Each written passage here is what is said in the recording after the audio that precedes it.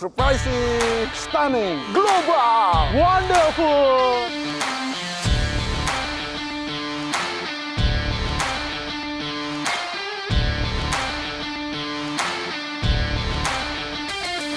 We've tried some of the Wuling and I²MS models. It surprised me, and hopefully some of the models can be brought on to Indonesia.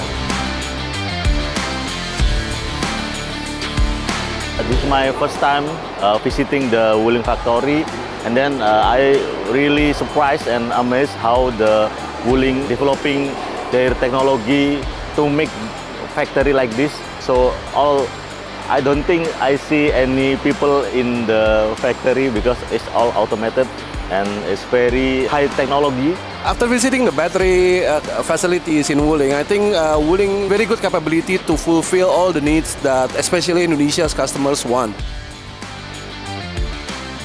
After I drive this car, my feel is this car is easy to drive and suitable to city car.